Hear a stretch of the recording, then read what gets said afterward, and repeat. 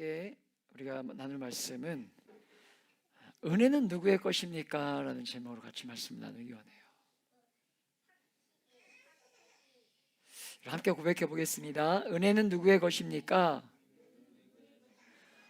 여러분, 이런 질문이 오늘 말씀을 통해서 여러분에게 더 선명해지길 축복합니다.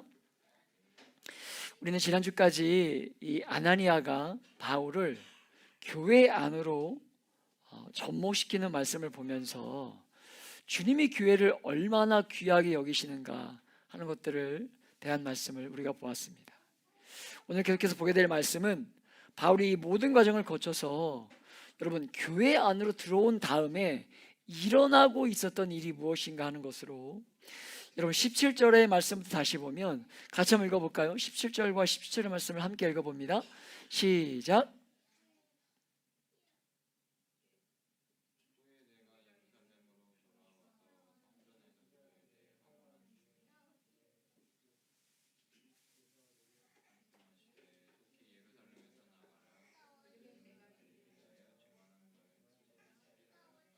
아멘. 여러분 교회 안으로 들어온 바울이 예루살렘 성전에서 기도하고 있을 때 어떤 일이 일어나고 있습니다. 어떤 일이 일어나고 있습니까? 하나님께로부터 여러분 사명이 임하고 있더라는 거예요. 물론 이전에도 복음을 전하는 직인된 삶을 살고 있었지만 여러분요, 이제는 더 구체적인 비전이 제시되면서 예루살렘으로 떠나라는 거죠. 예루살렘을 떠나라는 거예요. 이제 더 이상 사람들이 귀담아 듣지 않는 여러분 이곳에 있지 말고 예루살렘을 떠나라고 말씀하고 있었다는 거예요. 사랑하는 여러분, 구체적인 사명으로의 부름이 있습니다. 오늘날 성도들의 삶에 여러분 제일 결핍되어 있는 것이 어떤 면에서 바로 이것이 아닌가. 오늘 사도가 말하고 있는 것처럼 예수를 만나는 순간에 우리가 분명히 하나님께로 받는 소명이 있지만 여러분 그것이 끝이 아니라 성도가 된 저와 여러분의 삶을 통한 또 다른 삶으로의 부름이 반드시 있다는 것으로, 여러분 목회자가 될 때만 부름이 임하는 게 아니라 모든 진실된 성도로 부름받은 저와 여러분의 삶 가운데 여러분요, 주님이 그렇게 사람을 불러서 필요할 때마다 불러서 여러분 쓰실 때마다 인도하실 때마다 그 인도하심의 부르심에 대한 분명한 여러분요 목적이 있다는 거예요. 목적이 있다는 것입니다. 여러분 그렇기에 절대로 내 인생은 내가 결정해서 걸어간다, 여러분 이렇게만 여기면서 이 땅을 살아가지 않는 저와 여러분 되시길 축복합니다. 여러분요 그렇잖아요. 우리가 늘 말씀을 나누고 계속해서 말씀을 드리고 있지만 여러분요 인생이 우리 아닙니까? 우리의 뜻대로 우리의 생각대로 움직일 수 있는 게 아니잖아요.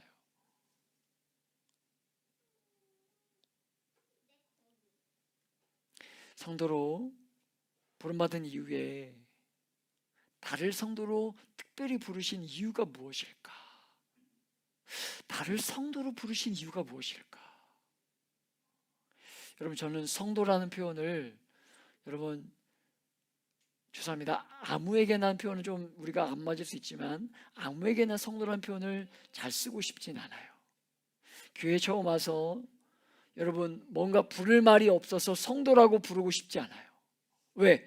성도가 얼마나 귀한 이름인지, 세상으로부터 구별되어 부름받은 존재가 성도이기 때문에, 그렇게 살아가도록 부름받은 이가 성도이기 때문에 얼마나 이 성도라는 단어 자체에 가진, 여러분 우리가 물론 보편적으로 사용되는 어떤 일반적인 의미에서의 성도의 의미를 우리가 사용할 수 있지만 너무나 귀한 단어가 성도라는 거예요.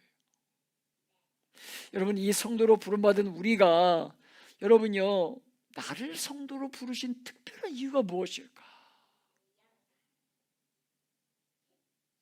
이런 생각들을 하면서 살아갈 수 있어야 된다는 것입니다. 일상적으로 도덕적이고 윤리적이고 남부럽지 않은 삶 살아가고 있는 것으로 여러분 정말 그렇게 스스로를 자족하면서 그렇게만 살지 말고, 우리가 지난 금요 우리가 종교개혁의 말씀 사경의 첫 번째 시간에도 여러분 그 목사의 말씀을 통해서 우리가 나누지 않았습니까? 기독교 윤리를 전공하신 분답게 아이를 윤리적으로 키운다, 이런 이야기를 나눴던 기억이 있는데요. 여러분요, 우리가 정말 그리스도인으로서 성도로서 윤리적이고 도덕적인 삶을 살려고 애쓰는 거, 여러분 그것만으로 제발 만족하지 말고, 여러분이 직장 생활을 하든지 가정에서 아이를 키우든지 여러분 어떤 자리에 있든지 바로 그 자리가 주님이 나를 부르신 자리라고 확신을 가지고 기쁨으로 삶을 살아낼 수 있어야 된다는 거예요. 그러나 오늘 그렇게 살지 못하고 있기 때문에 사람들이 너무 보편적으로 여러분 일반적인 선택만 하면서 살려고 하는 것이 아닌가. 사람들이 보기에 인정받을 만한 그런 일만 하려고 하고, 여러분요 그런 자리에만 오르고 싶어 하면 다른 일, 굳은 일, 어려운 일은 누가 합니까? 여러분 어제도 여러분 쉬는 날, 어제가 형제들 식사 당번 주였는데 오전부터 와가지고 청소하고 식사 준비를 너무 이렇게 잘하고 있어서 빨리 와가지고 그 음식을 먹고 싶더라고요. 여러분 그런 헌신이 없으면 누가 여러분 밥합니까? 누가 교회 청소해요? 주님의 없는 길을 누가 세워갑니까? 여러분 주님이 어디로든 부르시면 갈 수 있어야 되는데 이걸 못 들으니까 늘 하는 것이 일반적으로 좋은 일만 선택하기를, 좋아 보이는 일만 선택하기를 좋아한다는 거예요. 그리고 열심히 하면 여러분 어떻습니까? 열심히 하면, 교회에서 열심히 하면 어떻게 돼요? 야, 너 목회자 해라. 그렇죠? 그러니까 여러분 한편으로 어떤 얘기를 듣습니까? 나는 열심히 하지 말아야지. 여러분 우리 애는 너무 열심히 믿지 않도록 해야지. 왜? 목회자 시킬까 봐. 여러분 그렇게 이야기하는 분들도 있는 것 같아요. 여러분 그런데 여러분 제가 이렇게 보니까, 제가 양육 모임하면서 말씀드리지만 열심히 한다고 절대로 하나님이 목회자로 세우시는 것 같지는 않습니다. 여러분 그러니까 그런 곳에 속지 말고 여러분 신앙생활 열심히 하시고 또 그렇게 키워내고 길러내시길 축복합니다. 제가 이렇게 보니까 열심히 하면 여러분 목회자 시키는 것이 아니라 목회자 안 시키면 망나니처럼 살 것 같으니까 이 자리로 부르신 것 같아요. 저를 보니까 하나님 이 자리로 부르지 않으시면 망나니처럼 살 것 같으니까 하나님이 목회자로 부르시는 것 같아요. 왜? 그나마 이렇게 붙잡아 놔야 그 길을 갈 테니까. 사랑하는 여러분, 모든 진실된 성도들 안에 여러분 무엇이 있냐면 소명이 있습니다. 여러분들이 평생 직장생활을 하든지 여러분 가정에서 허락해 주신 귀한 자녀들을 양육하며 살아가든지 상관없이 주님이 부르신 일인 줄 알고 하는 것과, 내가 어떤 자리에 있든지 이것은 주님이 부르신 자리다 이를 아는 것과 그렇지 않은 것은요 너무나 다르다는 거예요. 너무나 다르다는 거예요. 하나님 여러분을 불러서 여러분에게만 위탁하고 있는 일들을 여러분이 하고 있다는 사실을 여러분요 정말 느끼며 살아가고 계시냐는 거예요. 이 일은 하나님이 나를 부르셨기 때문에 내가 할 수 있는 일이다. 여러분 바로 그것이 있어야 여러분이 삶에서 경험되는 여러분 그 수많은 이해되지 않는 그 문제들 앞에서 이 문제들을 여러분 상대적으로 다루어내기 시작할 수 있다는 거예요. 여러분 늦지 않았습니다. 주님의 부르심에 따라서 여러분의 순간을 살아내시길 축복합니다. 여러분 사랑하는 여러분, 이렇게 사명이 임하고 있습니다. 더 이상 예루살렘에 머물지 말고 이방인을 향해 가라는 거예요. 여러분 그런데 여러분 이것은 사실 바울이 원하는 삶은 아니었죠. 그렇죠?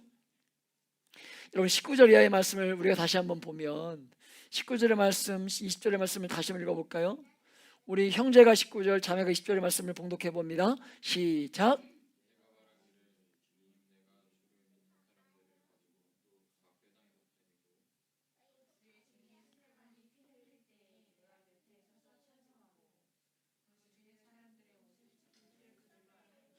무슨 말입니까? 내가 예루살렘에 있는 것이 뭐라는 거예요?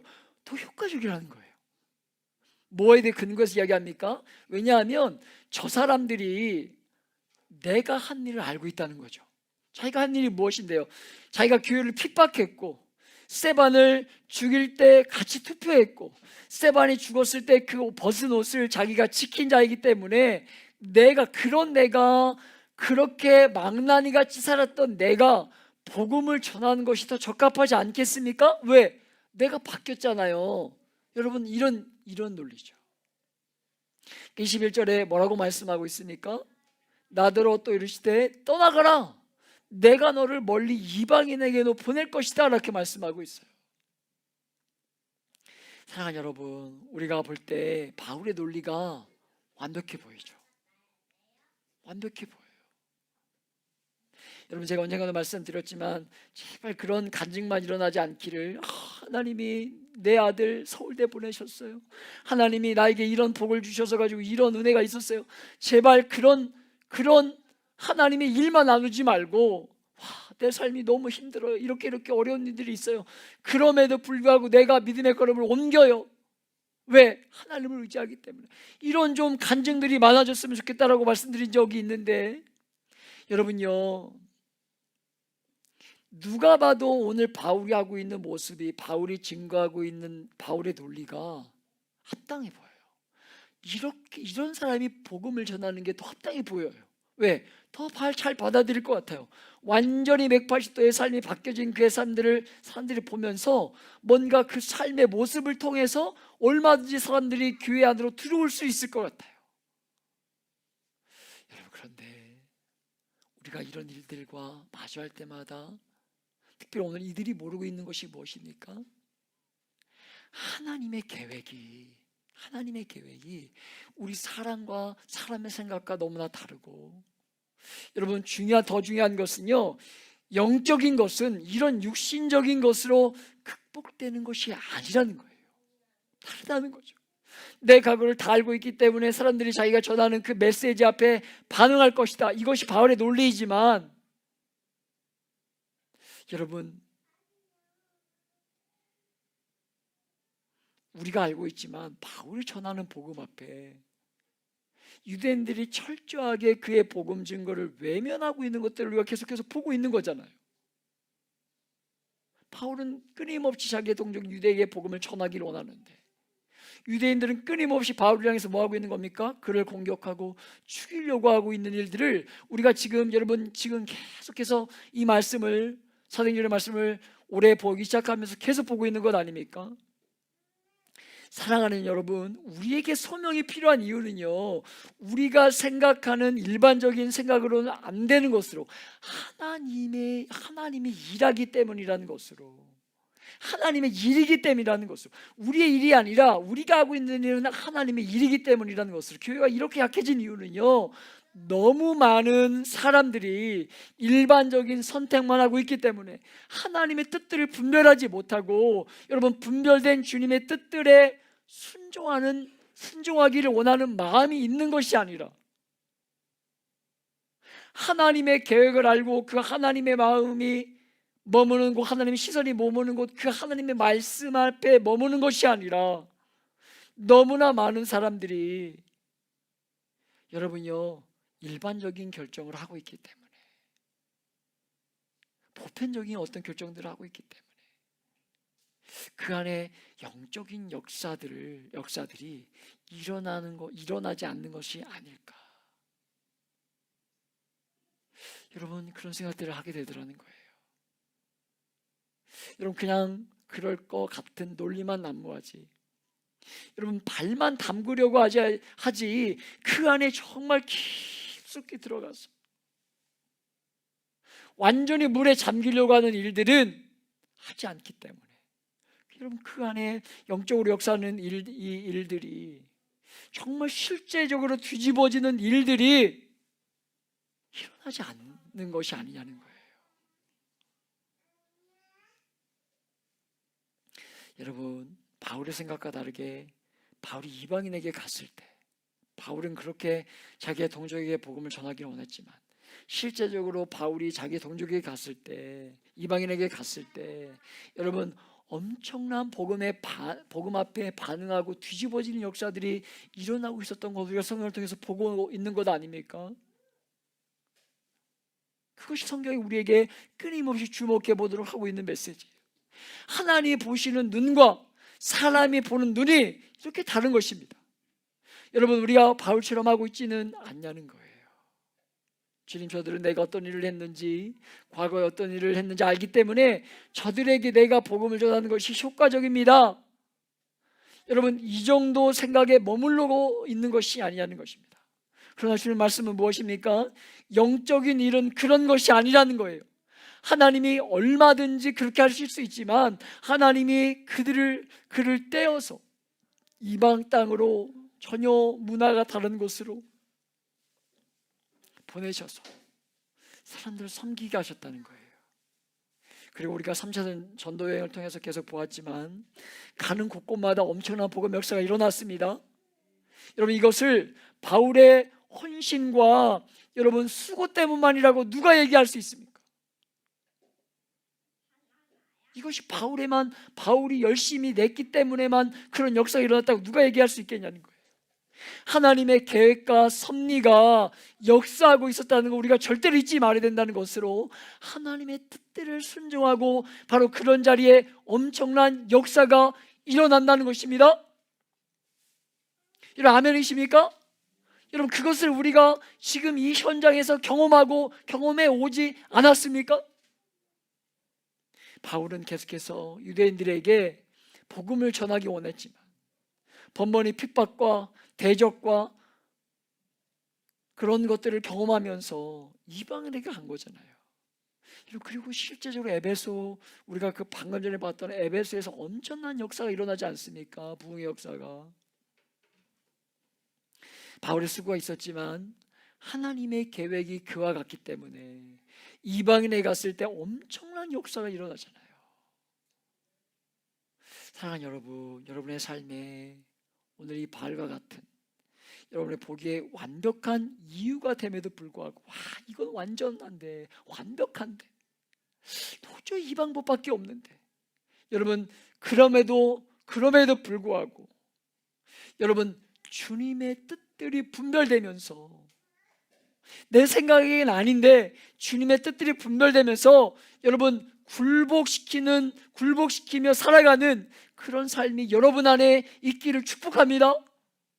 여러분, 혹시 여러분의 계획대로 생각대로 여러분 그렇게 살아가고 있다면 그것은 엉터리일 수 있다는 거예요. 주님의 뜻 때문에 여러분이 보기에 완벽해 보이는 순간을 여러분 진짜 포기해 본 적이 있냐는 거예요.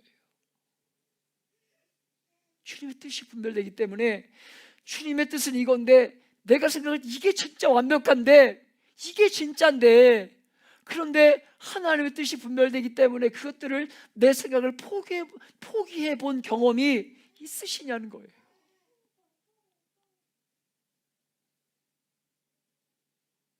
우리가 그렇게 일반적인 생각 안에 살아가니까 여러분 홍해가 갈라지는 역사가 일어나지 않는 것 아닙니까? 여러분, 우리가 생각했던 우리의 시선으로 여러분 저 변동 땅에 머물러 있었다면, 또다시 우리가 또 다른 뭔가를, 우리가 이런 도전이 아닌 아무것도 없었지만 우리가 믿음의 정말 낭떠러지 같은 곳이었지만 한 걸음을 내딛지 않았다면 지금 이 자리에서의 이 하나님의 은혜의 경험은 없는 거죠.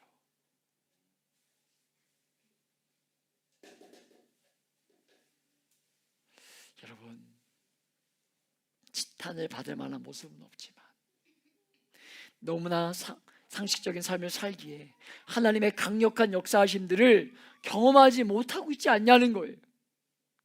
사랑하는 여러분, 그렇게 살아야, 정말 그렇게 살아야 여러분요 너무나 여러분요 약해진 이 시대에, 너무나 믿음이 보편적으로 연약해진 이 시대 가운데 야성을 잃어버리지 않고, 여러분요 정말 교회 안에 있는 여러분, 정말 우리가 이전 예배 때 받은 무엇입니까? 나무들처럼 여러분 그렇게 정말 그렇게 누가 물 주고 영양분 주지 않으면 다 죽는 그런 나무들처럼 살지 않고,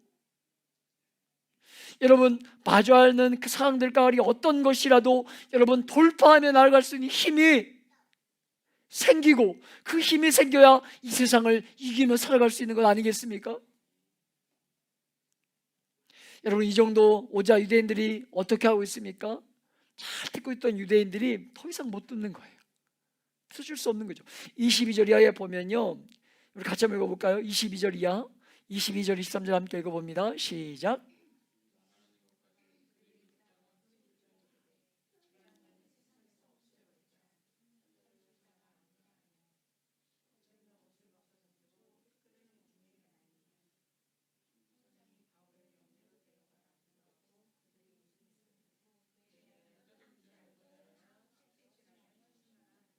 아멘. 여러분요, 유대인들이 왜 이렇게까지 흥분하고 있을까요? 흥분하고 있는 것입니까? 왜 이렇게 흥분하는 걸까요?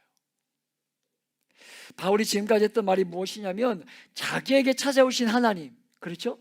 자기에게 오신 하나님과 선조들의 하나님인 여호와에 대한 이야기를 했는데, 바로 그분이 나에게 찾아와서 이방인에게 보낼 것이다 라고 말하니까 더 이상 듣지 못하는 거예요. 여러분, 바울이 분명하게 하나님의 뜻이며 하나님의 계획이라고 그렇게 말하고 있는데, 왜 유대인들은 여러분 교회의 역사를 통해 드러난 이 하나님 뜻에 순종하지 못하고 있는 것입니까? 여러분, 많은 성도들의 마음에도 동일한 문제가 될 수 있는데, 유대인들은, 이방인들이 여러분 유대교로 개종하는 것들을 반대한 적이 없어요. 예수 믿는 사람들이 교회 안으로 사람들이 들어오는 것들을 방해한 적이 없다고요. 여러분, 초대교회 가운데 복음이 전해진 이후에 지금까지 한 번도 그런 일들은 없었어요. 그런데 여러분, 지금 이 바울의 말하고 있는 핵심이 무엇이냐면, 바울이 전하는 증거에는요 본질적인 차이가 있는데, 여러분 이들이, 그러니까 바울이 말하는 이들이 이 유대교로, 이방인들이 유대교로 개종하면 아무 문제가 없는 거죠. 좋은 거죠. 그런데 문제가 뭐냐면, 이방인들이 유대인들과 똑같이 복음이 들리는 그 자리에서 바로 하나님을 믿을 수 있다는 거, 이게 이 포인트가 문제가 되는 거예요. 아니, 유대인도 아닌데, 이방인인데, 아직 개종도 안 했는데 이방인들인데 복음을 듣자마자 바로 하나님의 자녀가 될 수 있다고? 그거 뭔가 잘못된 것 아니야? 뭐가 먼저 되어야 되는데, 우리처럼 먼저 유대인이 되어야 하는데, 무슨 소리야? 너 바울 무슨 소리 하고 있는 거야? 여러분, 지금 그 얘기하고 있는 거예요. 유대인이 되는 과정을 거치지 않고 이방인임에도 불구하고 하나님의 백성으로 부름받을 수 있다는 사실에 이들이 흥분하고 있는 거죠. 왜냐하면 자기들이 지금까지 지켜왔던 그 민족적인 자존심 혹은 그 교만함, 여러분 그것을 심각하게 흔드는 거예요. 그들에게만 있다고 느껴졌던 그 특별한 지위가 깨어지는 거죠. 깨어지는 거예요. 여러분요, 신앙인들 속에 가장 위험한 것이 바로 무엇입니까? 바로 그 교만함과 특별함에 대한 욕구일 거예요. 교만함과 특별함의 욕구. 성도가 되고 나면 더 이상 세상의 방식으로 여러분 그렇게 높아지고 싶어 하지 않습니다. 철저하게 종교적인 방법으로 높아지고 싶어 한다는 것으로. 여러분, 요한일서에 나오는 이단들이 누구냐면, 그들이 스스로 자기들을 주장하기를 영적으로 신비한 경험을 한 자신들이다 그러면서 일반적인 성도들과 자신들을 구별하는 일들이 일어나요. 여러분, 오늘 이것이 교회와 성도들을 얼마나 깨트리고 있는 문제인지 모릅니다. 오늘 유대인들은요, 이방인들이 자신들과 똑같은 위치에 있다는 것을 받아들일 수 없는 거죠. 자기들은 선택받은 백성으로서 지금까지 정말 개처럼 취급하던 그 이방인들과 같다는 사실을 받아들일 수 없는 거예요. 받아들일 수 없는 겁니다. 여러분, 그러나 오늘 이들과 본질적인 차이를 보이는 사람이 누굽니까? 우리가 지난주에도 보았던 그 아나니아.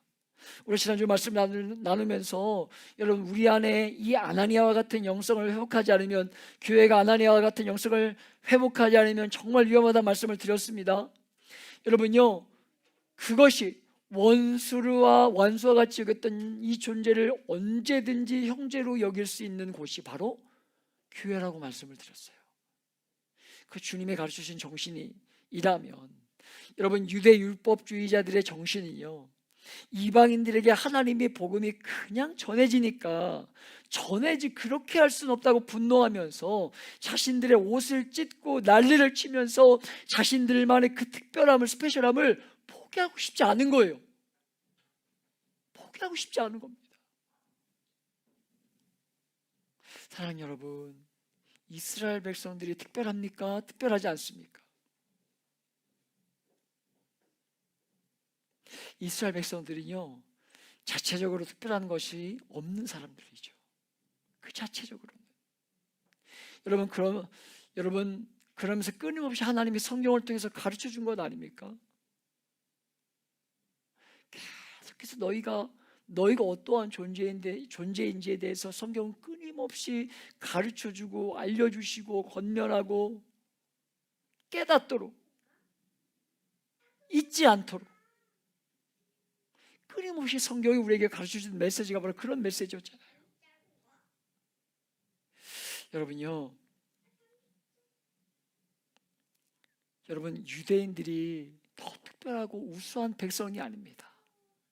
사랑받을 만한 조건을 가진 자들이 아니었다는 것으로, 하나님께서 그들에게 은혜를 주심으로 그들을 특별하게 만들어 놓으셨던 것인데, 그 자리에서 온 사람이 볼 수 있도록 겸손하게 주님이 원하시는 그 일을 해야 하는데, 여러분, 뭐 한 거예요? 그 은혜를, 자기들이 받은 그 은혜를 나누어 주고 싶어 하고 있었다는 것입니다. 그게 무슨 의미냐면, 여러분, 은혜는 하나님께 속한 것인데, 여러분, 도구가 되어서 감사할 줄 알았어야 되는데, 그 은혜를 어떻게 한 거예요? 자기들 안에만 가두어 두면서 내 것 마냥 생각하면서 그 은혜를 자기들이 원하는 사람에게만 나누어 주고 싶어 했다는 거예요.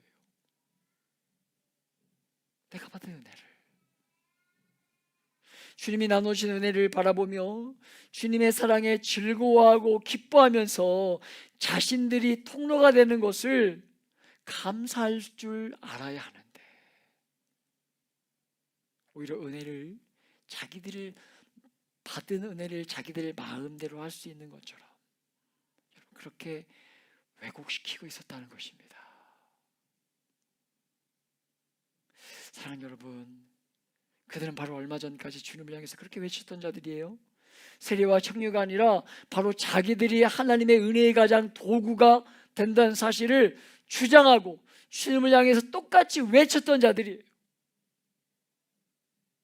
근데 이제 어느 대상을 하고 있냐면, 유대인들이 아니라 이방인에게로 복음이 가고 있는 것 보면서 대적하고 있었다는 것입니다. 사랑하는 여러분, 복음과 하나님의 은혜는 우리가 상상할 수 없는 사람들까지 구원하신다는 것 잊지 않기를 축복합니다. 하나님 우리에게 주신 귀한 은혜가 얼마나 귀한 것인지 우리 잊지 맙시다. 여러분, 그렇게 우리에게만 가두어 놓지 말고, 우리가 얼마나 악한 자들이며 여러분, 정말 그 받은 은혜를 잊어버리고 나에게만 적용시키려고 하고 다른 사람들에게 여러분 그 은혜를 적용시키는 것은요, 얼마나 인색한지 몰라요. 나에게는 그 은혜가 풍성히 임하기를, 또 가지고 있기를, 누리기를 원하면서 다른 사람에게 적용시킬 때는 얼마나 우리가 깐깐하게 여러분요, 정말 그렇게 사람들을 대하고 사람들을 속아내려고 하는지 모른다는 것입니다. 그것이 인생이라는 거예요. 사랑하는 여러분, 정말입니다. 하나님 앞에서 끝까지 마음을 낮추고, 누구에게든지 하나님이 우리에게 베풀어 주신 이 은혜가 여러분 흘러가는 것을 보면서 하나님을 찬양하고 기뻐할 수 있는, 여러분, 저와 여러분 되시길 축복합니다. 은혜는 모든 사람들의 것입니다. 여러분 절대로 이 은혜의 세상을, 이 은혜를 제한하지 말고 우리는 그저 그분의 손에 붙들린 도구가 되어서 받은 은혜를 잊지 말고 여러분 그렇게 부지런히 전하는데 정말 힘쓰는 이 한 주의 삶이 되시길 예수님의 이름으로 축복하며 기도합니다.